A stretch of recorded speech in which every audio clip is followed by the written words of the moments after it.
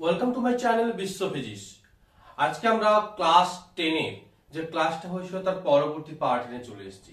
আজকে আমরা আলোচনা করব ওজোন স্তর নিয়ে। আজকে আমরা জানবো ওজোন স্তর কাকে বলে, ওজোন স্তর কোথায় অবস্থিত, ওজোন স্তর কিভাবে গঠিত হয়েছিল এবং ওজোন স্তর ধ্বংসের কারণ এবং তার ধ্বংসের প্রভাব সম্পর্কেও আজকে আমরা এই ক্লাসটাতে জানবো। চলো শুরু করা যাক। তো আজকে আমরা ফার্স্ট জানি যে ওজোন স্তরটা কি। ওজোন স্তরটা কি? ওজোন স্তরের কি বলতে আগে জানি যে অবস্থান। ওজোন স্তর কোথায় অবস্থান করে? না, ওজোন স্তর বায়ুমণ্ডলের স্ট্র্যাটোস্ফিয়ার স্তরে অবস্থান করে। স্যার এই স্ট্র্যাটোস্ফিয়ার স্তরটা কি? আমরা বায়ুমণ্ডলকে মূলত 5টি ভাগে ভাগ করেছিলাম। প্রথম ট্রপোস্ফিয়ার, তারপরের স্তরটা হচ্ছে স্ট্র্যাটোস্ফিয়ার। এই বায়ুমণ্ডলের স্তরের বিভাগ সম্পর্কিত একটা ভিডিও আমাদের চ্যানেলে আগে থেকে আপলোড করা আছে। তোমরা যারা এই ভিডিওটি দেখোনি তারা চ্যানেলে গিয়ে এই ভিডিওটি দেখতে পারো। তো এই স্ট্র্যাটোস্ফিয়ার স্তরেই আমাদের কিন্তু ওজোন স্তরটা মূলত অবস্থান করে। এই ওজোন স্তর 15 থেকে 45 কিংবা 35 থেকে 45 কিলোমিটার পর্যন্ত এই স্তরটা কিন্তু বিস্তৃত থাকে। এই ওজোন স্তরে ওজোন গ্যাসের সংকেত হচ্ছে O3। 3টি অক্সিজেন পরমাণু দিয়ে কিন্তু ওজোন গ্যাস গঠিত। এই ওজোন স্তর কাকে বলে? না, বায়ুমণ্ডলের 35 থেকে 45 কিলোমিটার মধ্যে ওজোন গ্যাসের একটা আধিক্য লক্ষ্য করা যায়। একেই বলছে ওজোন স্তর। এবার এই স্তরে গঠিত হয় কিভাবে? এই ওজোন স্তরের গঠনটা কিভাবে হয়? না, বায়ুমণ্ডলে কিন্তু অক্সিজেন গ্যাসের প্রচুর পরিমাণে আছে। এই অক্সিজেন গ্যাসের উপর যখন ইউভি রশ্মি এসে পড়ে, ইউভি রে এসে অক্সিজেন গ্যাসের উপর পড়ে, অক্সিজেন অণু অক্সিজেন পরমাণু অর্থাৎ জায়মান অক্সিজেনে পরিণত হয়। এই জায়মান অক্সিজেন অত্যন্ত সক্রিয় হওয়ায় এই একটি অক্সিজেন অণুর সঙ্গে একটি জায়মান অক্সিজেন যুক্ত হয়ে গিয়ে কিন্তু ওজোন গ্যাস উৎপন্ন করে। আবার এই ওজোন O3 গ্যাস, O3 কি হচ্ছে? O3 গ্যাসের উপর যখন আবার ইউভি রে আপতিত হয়, সে কিন্তু আবার অক্সিজেন ও অক্সিজেন পরমাণুতে, অক্সিজেন অণু ও অক্সিজেন পরমাণুতে ভেঙে যেতে পারে। তবে এটা প্রাকৃতিক ভাবেই ঘটে চলতে থাকে। এই ভাঙন এবং গঠন প্রায় সমানুপাতে চলতে থাকায় এই ভাঙনের কারণে কোনো সমস্যা সৃষ্টি হয় না। এই ওজোন স্তর আমাদের কি উপর করে? না, ওজোন স্তরের কারণে ওজোন স্তরকে বলা হচ্ছে ওজোন স্তর ওই স্ট্র্যাটোস্ফিয়ার স্তরে একটা ছাতার মতো আস্তরণ সৃষ্টি করে, যা সূর্য থেকে আসা অতিবেগুনি রশ্মি এবং অন্যান্য বিষাক্ত রশ্মিগুলোকে ভূপৃষ্ঠে আসতে দেয় না। এর ফলে ওই সমস্ত ক্ষতিকারক রশ্মির প্রভাব থেকে ভূপৃষ্ঠ এবং ভূপৃষ্ঠের বিভিন্ন জীবজগৎ কিন্তু রক্ষা পায়।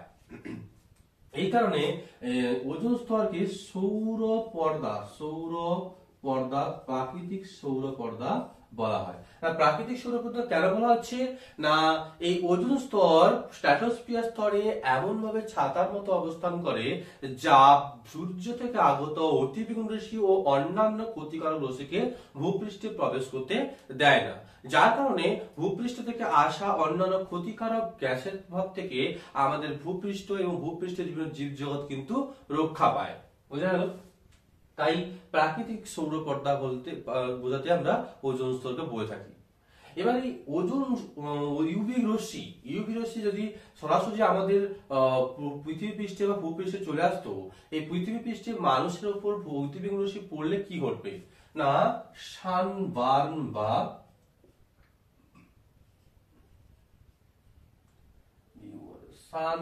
বা সৌর দগ্ধ। সানবার্ন বা সৌর দগ্ধ কাকে বলে? না, ইউভি রশ্মি আমাদের ভূপৃষ্ঠে এসে পড়লে মানুষের চামড়া ডিএনএ দ্বারা শোষিত হয়ে ত্বককে পুড়িয়ে দেয়। এই ঘটনাকেই বলা হয় সৌরদগ্ধ বা সানবার্ন বা সূর্যের দ্বারা পুড়ে যাওয়া, এরকম বোঝায়। বোঝা গেল যে কি বলছে? ইউভি রশ্মি ভূপৃষ্ঠে মানুষের গায়ে পড়লে মানুষের চামড়ার নিচে থাকা ডিএনএ দ্বারা শোষিত হয়ে যায়। শোষিত এই ঘটনাকে বলছে সানবার্ন বা সৌর দগ্ধ। বুঝা গেল? আচ্ছা, এই ওজোন স্তর বিভিন্ন কারণে কিন্তু বর্তমানে ধ্বংস হয়ে যাচ্ছে। পৃথিবী ধ্বংস হয়ে যাবে, ওজনের অবক্ষয় ঘটছে, ওজন অবক্ষয় ঘটছে। এই ওজন অবক্ষয়ের জন্য প্রধান দায়ী গ্যাস হলো, প্রধান হচ্ছে সিএফসি, এছাড়াও এনও, NO2 প্রভৃতি। এই সিএফসিটা কোথা থেকে পাওয়া যাচ্ছে? এসি, রেফ্রিজারেটর প্রভৃতি যন্ত্র, রেফ্রিজারেটর প্রভৃতি থেকে কিন্তু এই সমস্ত গ্যাস বা এই সিএফসি গ্যাসটা পাওয়া যাচ্ছে। এবং বিভিন্ন ফ্রেয়ন জাতীয় গ্যাসও কিন্তু আমাদের ওজোন স্তর ধ্বংস ঘটায়। এই উড়োজাহাজ, এরোপ্লেন থেকেও কিন্তু নির্গত হয় NO ও NO2 গ্যাস, মূলত NO, যা কিন্তু আমাদের ওজোন স্তরকে ধ্বংস করে থাকে, ওজোন স্তরের ধ্বংস ঘটায়। এবার এই সমস্ত গ্যাস আমাদের ওজোন স্তরকে কিভাবে ধ্বংস করে এটা এবার আমরা জানবো। আমরা প্রথমে জানবো এই সিএফসি। সিএফসির পুরো নাম হচ্ছে ক্লোরোফ্লুরোকার্বন। তো এই সিএফসি সংকেত হচ্ছে CFCl3। এই CFCl3 ইউভি রে দ্বারা কি হয়? সক্রিয় ক্লোরিন উৎপন্ন করে, অর্থাৎ CFCl2 Cl। এই Clটা কিন্তু সক্রিয় হয়, অত্যন্ত সক্রিয় হয়, যা প্রায় লক্ষাধিক ওজোন অণুকে, একটা সক্রিয় ক্লোরিন পরমাণু লক্ষাধিক ওজোন অণুকে ধ্বংস করে দিতে পারে। এই সক্রিয় ক্লোরিন পরমাণু যখন O3 এর সঙ্গে যুক্ত হয়, সে কি উৎপন্ন করে? ClO+O2। এই ClO এবং অক্সিজেনের ওজনকে কি করলো? অক্সিজেনে ভেঙে দিল। এই ClO আবার একটা O3 এর সঙ্গে যুক্ত হয়ে গিয়ে Cl+2O2 উৎপন্ন করে ফেলে। ফলে কি হয়? একটা ক্লোরিন যেটা দুটো ওজোন অণুকে ভেঙে দিয়ে আবার ক্লোরিনে ফিরে এলো, এই ক্লোরিন আবার অন্য অক্সিজেন অণুকে ওজোন অণুকে ধ্বংস করে ফেলতে পারে বা ভেঙে দিতে পারে। ঠিক আছে? এইভাবে একটি সক্রিয় ক্লোরিন পরমাণু প্রায় লক্ষাধিক ওজোন অণুকে ভেঙে দিতে পারে। এর ফলে কৃত্রিমভাবে বিভিন্ন বায়ু দূষণ জনিত কারণে কি হচ্ছে না, ওজোন স্তরের যে স্তরটা কিছু পরপর পাতলা হয়ে যাচ্ছে। এই পাতলা হয়ে যাওয়ার ঘটনাকে বলছে ওজোন হোল। এই ওজোন স্তর ক্ষয় পাওয়ার ফলে যে সৃষ্টি হচ্ছে ওজোন হোল।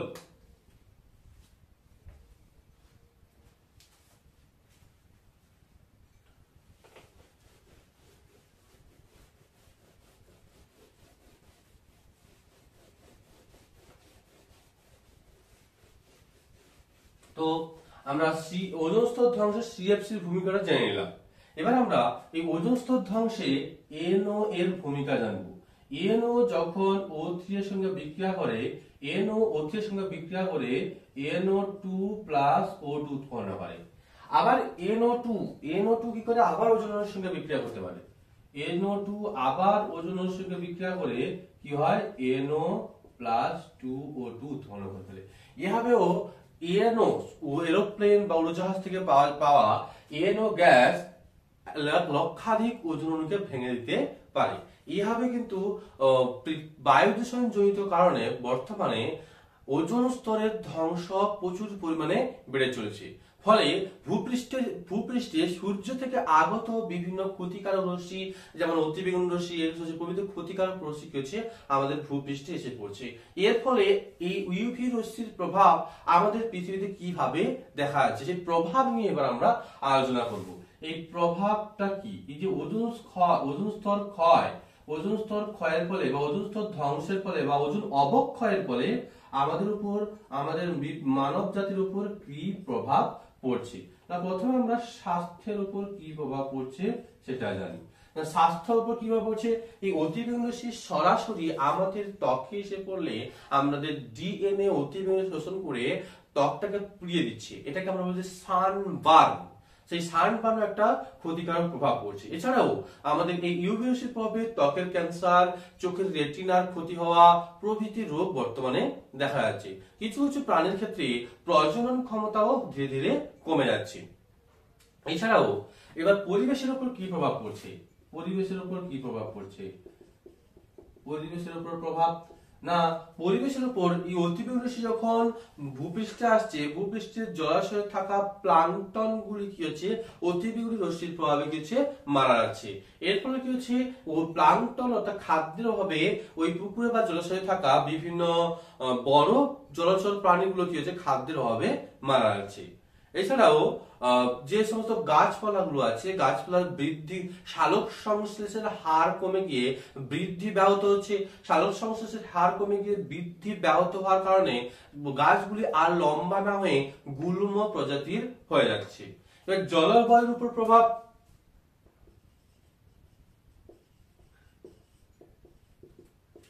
জলবায়ুর উপর প্রভাব, জলবায়ুর উপর ওই অতিবেগুনি রশ্মি কি প্রভাব দিচ্ছে? অতিবেগুনি রশ্মির ফলে আমাদের ভূপৃষ্ঠে অতিরিক্ত পরিমাণে আসার ফলে ভূপৃষ্ঠে উষ্ণতা ধীরে ধীরে বেড়ে যাচ্ছে। এছাড়া কি হচ্ছে না জলবায়ু আর্দ্রতা কমে যাচ্ছে, আর মাটির আর্দ্রতা কমে যাচ্ছে, ফলে কিংবা পুকুরের জলাশয়ের জলের পরিমাণ কমে গিয়ে উদ্ভিদের উৎপাদন ও শস্য উৎপাদনের হার কমে যাচ্ছে। এই অতিবেগুনি রশ্মির প্রভাবে আমাদের বিভিন্ন ক্ষতিকারক হওয়ার জন্যই মন্ট্রিল প্রটোকল নামে এক ধরনের প্রটোকল চালু করা হয়। মন্ট্রিল প্রটোকলে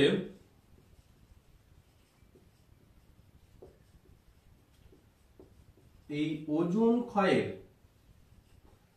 ক্ষয়ের ক্ষতিকারক প্রভাব থেকে রক্ষার জন্যই কিন্তু মন্ট্রিল প্রটোকল স্বাক্ষর করা হয়েছিল, যেখানে বলা হয়েছিল 1995 সালের মধ্যে সিএফসি বা ফ্রেয়ন জাতীয় গ্যাসের ব্যবহার বা উৎপাদন প্রায় 50% কমে দেওয়া হবে এবং 2000 সালের মধ্যে সিএফসি বা অন্যান্য ফ্রেয়ন জাতীয় গ্যাসের উৎপাদন একদম বন্ধ করে দেওয়া হবে।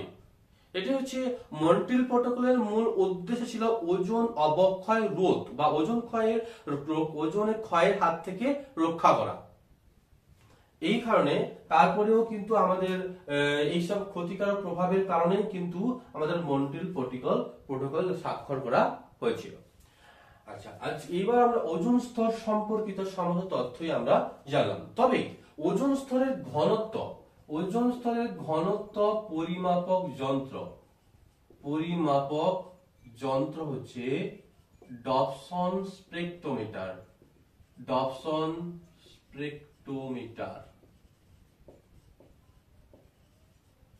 আর পরিমাপক একক যন্ত্র হচ্ছে ডপসন স্পেক্ট্রোমিটার, আর একক হচ্ছে শুধু ডপসন। না, ওজোন স্তরের ঘনত্ব পরিমাপ করা হয় ডপসন এককে, এবং যে যন্ত্রের সাহায্যে পরিমাপ করা হয় সেটা হচ্ছে ডপসন স্পেক্ট্রোমিটার। ঠিক আছে, এই পর্যন্ত আমরা ওজোন স্তর সম্পর্কে সমস্ত তথ্যই আমরা আলোচনা করলাম। এবার আমরা আলোচনা করব গ্রিন হাউস গ্যাস সম্পর্কিত।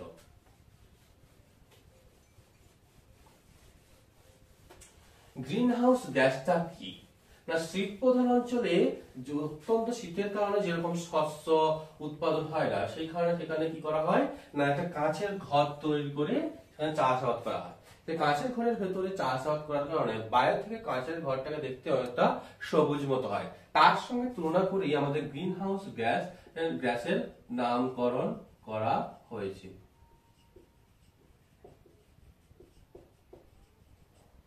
না, গ্রিন হাউস গ্যাসটা কি না, যে পৃথিবীতে তো বহুত রকমের গ্যাস আছে, অনেক গ্যাস আছে। সমস্ত গ্যাস কিন্তু সূর্য থেকে আগত অবলোহিত তরঙ্গকে শোষণ করতে পারে না। অবলোহিত তরঙ্গ অর্থাৎ ইনফ্রারেড রশ্মি কিন্তু শোষণ করতে পারে না। যে সমস্ত গ্যাস সূর্য থেকে আগত অবলোহিত রশ্মি অর্থাৎ ইনফ্রারেড রশ্মিকে শোষণ করে ভূপৃষ্ঠের উষ্ণতাকে বাড়িয়ে দেয়, কি করে দেয়, বাড়িয়ে দেয়, সেই সমস্ত গ্যাসকেই বলছে গ্রিন হাউস গ্যাস। আমরা একটু আগেই বলছিলাম যে শীত প্রধান অঞ্চলে ওই কাঁচের ঘরটাকে বাইরে থেকে গ্রিন মানে সবুজের মতো দেখায় বলে ওটাকে গ্রিন হাউস বলা হয়। এবার এই গ্রিন হাউস গ্যাস পৃথিবীতে এমন একটা আস্তরণের মতো ঘিরে রাখে যা বাইরে থেকে তাপ ভেতরে প্রবেশ করতে পারলেও ভেতর থেকে অর্থাৎ পৃথিবীর ভূপৃষ্ঠ থেকে তাপ কিন্তু বাইরে যেতে পারে না। এর ফলে কি যে পৃথিবীর পৃষ্ঠের উষ্ণতা ধীরে ধীরে বেড়ে যাচ্ছে। যে সমস্ত গ্যাস এই পৃথিবী থেকে বিকিরিত ভূপৃষ্ঠ থেকে সূর্য থেকে তো রশ্মি আসে, সে সূর্য থেকে আসা আগত রশ্মি বায়ুমণ্ডলের মধ্য দিয়ে আসার সময় বায়ুমণ্ডলকে উত্তপ্ত করে না। সে আগে ভূপৃষ্ঠে পতিত হয় এবং বিকিরিত হওয়ার সময় ফিরে যাওয়ার সময় বায়ুমণ্ডলকে উত্তপ্ত করে। এবার সেই বিকিরিত যে তাপটা সেটা কি হচ্ছে গ্রিন হাউস গ্যাস দ্বারা শোষিত হয়ে গেলে তাপটা আর বাইরে বেরিয়ে যেতে পারছে না, ফলে ভূপৃষ্ঠের উষ্ণতা কি হচ্ছে ধীরে ধীরে বেড়ে যাচ্ছে। এই ঘটনাকেই বলছে গ্রিন হাউস এফেক্ট। আগে শুনি যে গ্রিন হাউস গ্যাসটা কি। যে সমস্ত গ্যাস ভূপৃষ্ঠ দ্বারা বিকিরিত ইনফ্রারেড রশ্মি বা অবলোহিত তরঙ্গকে শোষণ করে ভূপৃষ্ঠের উষ্ণতাকে বাড়িয়ে দেয় তাদেরকে বলছে গ্রিন হাউস গ্যাস। এই গ্রিন হাউস গ্যাসগুলির মধ্যে প্রধান হচ্ছে গ্রিনহাউস গ্যাসগুলির মধ্যে প্রধান গ্রিনহাউস গ্যাস হচ্ছে CO2 আর জৈব গ্রিনহাউস গ্যাস হচ্ছে CH4। প্রধান হচ্ছে কার্বন ডাই অক্সাইড আর জৈব হচ্ছে মিথেন। প্রধান হচ্ছে CO2 কার্বন ডাই অক্সাইড, জৈব গ্রিনহাউস হচ্ছে মিথেন গ্যাস। ঠিক আছে, এছাড়াও অনেক গ্রিনহাউস গ্যাস আছে যেমন CFC, জলীয় বাষ্প, SO2, NO2। এইসব বায়ুমণ্ডলের দূষণের কারণে বা পৃথিবীর বায়ু দূষণের কারণে গাড়ি থেকে নির্গত ধোঁয়া, কলকারখানা থেকে নির্গত ধোঁয়া, দাবানল থেকে নির্গত ধোঁয়া, অগ্নুৎপাত থেকে নির্গত বিষাক্ত ধোঁয়ার মধ্যে থাকা বিভিন্ন গ্যাসীয় উপাদান কিন্তু আমাদের এই পৃথিবী পৃষ্ঠের গ্রিন হাউস গ্যাস রূপেই কাজ করে, যা বায়ুমণ্ডলের উষ্ণতাকে ধীরে ধীরে বাড়িয়ে দেওয়ার ঘটনাকে বলা হচ্ছে গ্রিন হাউস এফেক্ট বা গ্রিন হাউস প্রভাব। তো গ্রিন হাউস এফেক্ট বা গ্রিন হাউস প্রভাবটা কি?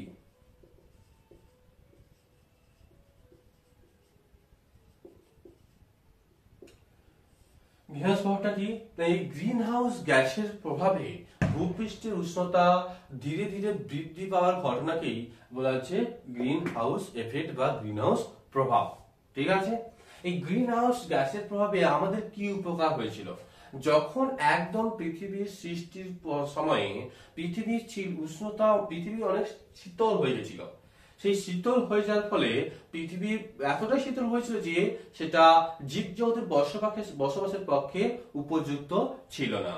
এই গ্রিন হাউস গ্যাসের প্রভাবেই ভূপৃষ্ঠের উষ্ণতা ধীরে ধীরে বৃদ্ধি পেয়ে বর্তমানে জীবের বসবাসের উপযুক্ত হয়েছে। গ্রিন হাউস গ্যাস না থাকলে পৃথিবীর বায়ুমণ্ডলের উষ্ণতা প্রায় -18 ডিগ্রি সেলসিয়াস হয়ে যেত, যার প্রভাবে পৃথিবীতে জীবের উদ্ভব হতোই না বা জীবজগতের বসবাসের উপযুক্ত হয়ে যেত। তাই এই গ্রিনহাউস প্রভাব কিন্তু এই পৃথিবীকে জীবের বসবাসের উপযুক্ত করে তুলেছে। কিন্তু বর্তমানে এর অতিরিক্ত উৎপাদন বা অতিরিক্ত ব্যবহার, এই সমস্ত অতিরিক্ত উৎপাদনের জন্য এই গ্রিনহাউস গ্যাসই বর্তমানে আমাদের অস্বস্তির কারণ হয়ে দাঁড়িয়েছে, যার প্রভাবে পৃথিবীর এই গ্রিনহাউস এফেক্ট দেখা যাচ্ছে, গ্রিনহাউস প্রভাব দেখা যাচ্ছে। এই গ্রিনহাউস প্রভাবের প্রভাবে পৃথিবীর উষ্ণতা দিন দিন বেড়ে চলেছে। এই ক্রমবর্ধমান উষ্ণতা বৃদ্ধির ঘটনাকেই কি বলছে গ্লোবাল ওয়ার্মিং বা বিশ্ব উষ্ণায়ন। এই গ্লোবাল ওয়ার্মিং এর প্রভাবে আমাদের কি ঘটছে না, গ্লোবাল ওয়ার্মিং এর প্রভাবে উঁচু হিমবাহগুলো বা পর্বতের চূড়ায় যে সমস্ত বরফ জমে আছে, উষ্ণতা বৃদ্ধির প্রভাবে সেই সমস্ত বরফ গলে কিন্তু জলের মতো হচ্ছে, যার সমুদ্রে মিশে গেলে সমুদ্র তীরবর্তী নিচু উপকূল বা গ্রাম্য অঞ্চলে কিছু বন্যার সৃষ্টি হচ্ছে। ঠিক আছে, এছাড়া কি হচ্ছে না, এই বন্যার প্রভাবে আশেপাশের অঞ্চলগুলিতে জনবসতি হওয়াটা অসম্ভব হয়ে পড়েছে। এই গ্রিনহাউস এফেক্ট বা গ্লোবাল ওয়ার্মিং এর প্রভাবে পৃথিবীর বায়ুমণ্ডলের উষ্ণতা দিনের পর দিন বেড়ে চলছে, যার কারণে সাইক্লোন, টর্নেডো প্রভৃতির কি হচ্ছে না গতিবেগ দ্রুত পরিমাণে বেড়ে যাচ্ছে, যার ফলে যখন টর্নেডো বা সাইক্লোন হচ্ছে যেন চারিদিক ধ্বংসের মতো হয়ে যাচ্ছে। তাছাড়া পৃথিবীর উষ্ণতা বৃদ্ধির জন্যই বিভিন্ন স্তন্যপায়ী পরিযায়ী পাখিরা কি হচ্ছে বিলুপ্তির পথে, যা আমাদের পরিবেশের এক সংকটের অন্যতম কারণ হয়ে দাঁড়িয়েছে। তাই আমাদের উচিত এই ওজোন স্তর ক্ষয় ও বিশ্ব উষ্ণায়নকে রোধ করার জন্য বিভিন্ন পদক্ষেপমূলক কাজ করা। এই বিশ্ব উষ্ণায়নকে রোধ করার জন্য আমাদের কি করা প্রয়োজন? আমাদের গাছ কাটা বন্ধ করে বৃক্ষ রোপণের দিকে নজর দিতে হবে। আমরা যে মোটর সাইকেল, ডিজেল চালিত, পেট্রোল চালিত, কেরোসিন চালিত গাড়ি ব্যবহার করছি, তার থেকে বেরিয়ে এসে আমাদের মোটর সাইকেল, ই রিক্সা এই সমস্ত ব্যবহারের দিকে নজর দিতে হবে। ব্যক্তিগত পরিবহনের বদলে গণ পরিবহন ব্যবহার করতে হবে। এই সমস্ত পদক্ষেপ অবলম্বন করলে আমরা বিশ্ব উষ্ণায়নকে ঠেকাতে পারবো এবং পৃথিবীকে অত্যন্ত গরমের হাত থেকে রক্ষা করতে পারবো। আজকের ক্লাসটা এই পর্যন্তই। আজকে আমরা ওজোন স্তর, গ্রিন হাউস গ্যাস, বিশ্ব উষ্ণায়ন ও তার প্রভাব সম্পর্কে সবাই কিন্তু জানলাম। ক্লাসটা ভালো লাগলে লাইক, কমেন্ট ও শেয়ার করো। যারা তোমরা ক্লাস 10-এ পড়ো, তোমরা এইরকম পরবর্তী ক্লাসগুলো পেতে আমাদের চ্যানেলটি সাবস্ক্রাইব করে রাখো।